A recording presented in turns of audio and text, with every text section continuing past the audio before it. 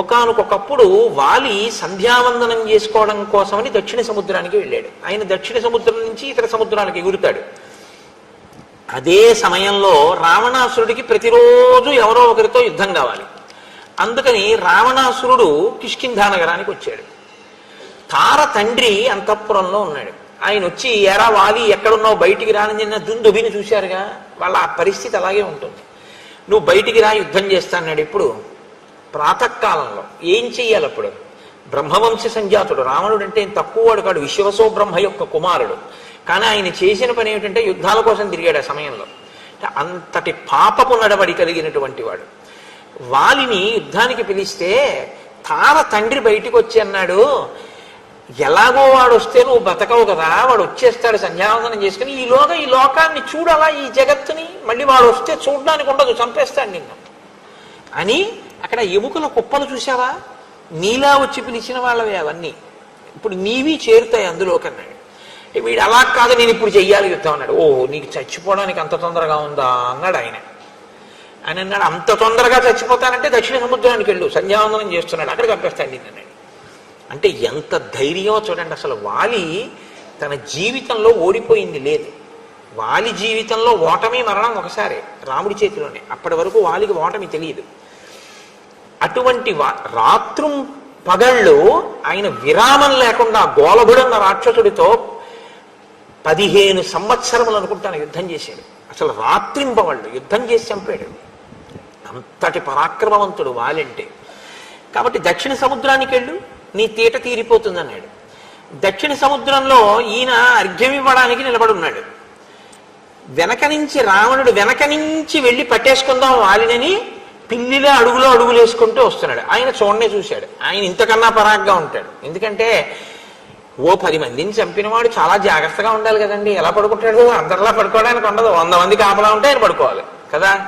కాబట్టి ఇప్పుడు ఎవడొస్తారో అని వాలికి అనుమానమే. ఆయనది ఇదే జాతకం కదా. మరి నేను ఆయన చూసుకుంటున్నాడు వెనక్కి. ఈయన వస్తున్నాడు చేతులు చాపి, ఓహో వస్తున్నాడు రోయ్, ఆయన చూడనట్టు ఊరుకున్నాడు. ఈయన దగ్గరికి వచ్చిన తర్వాత ధ్వనిని బట్టి పసిగట్టాడు. వచ్చాడు, అమాంతం చెయ్యి వెనక్కేసి ఆ భుజం కింద నుంచి చెయ్యి పెట్టి దగ్గరికి లాక్కుని చంకలో పట్టుకున్నాడు. పట్టుకుంటే రావణుడి వెంట రావణుడు మంత్రులు ఉన్నారు. వాళ్ళకి ఆకాశగమన విద్య తెలుసు, వాళ్ళు ఆకాశంలో ఎగురుతారు.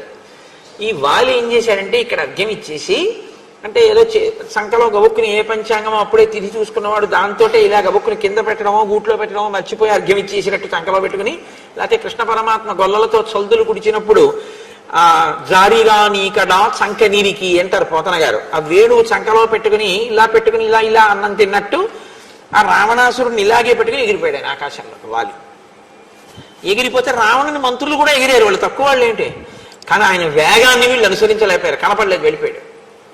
అమ్మ బాబో ఇంత వేగం అని వాళ్ళు వెనక్కి వెళ్ళిపోయి అక్కడే నించున్నారు. వీడు వస్తే చూద్దాం మళ్ళీనని తీసుకుపోయాడు. తీసుకుపోయి దక్షిణం నుంచి ఎగిరిన వాడు ఉత్తరంలో దిగుతాడు. మళ్ళీ అక్కడ అర్ఘ్యం ఇచ్చాడు. ఈయన గింజుకుంటున్నాడు. ఈయన ఆభరణాలన్నీ జారిపోయాయి, పంచె జారిపోయింది, వడ్డాణం జారిపోయింది.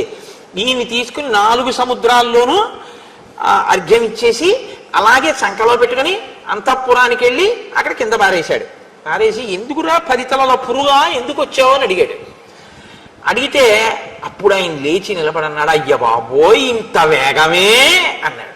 వాలి జీవితంలోనండి శ్రీరామాయణంలో వేగము గురించి వాలి విషయంలో చెప్పినట్టు ఇంకెక్కడా కనపడదు. మళ్ళీ ఎదర వస్తాడు మహానుభావుడు. ఒకడి వేగం ఎందుకు పనికొస్తే ఇంకొక ఆయన వేగం లోకాన్ని ఉద్ధరించడానికి పనికొచ్చింది.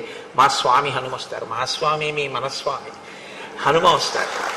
ఆయన వస్తే మళ్ళీ ఆయన వేగం గురించి మహర్షి చెప్తూనే ఉంటారంతే. మనోజవం మరుతతుల్య వేగం జితేంద్రియం బుద్ధిమతాం వరిష్టం వాతాత్మజం వనరయూథ ముఖ్యం శ్రీరామదూతం శిరసా నమామి. వచ్చేస్తోందిగా సుందరకాండ.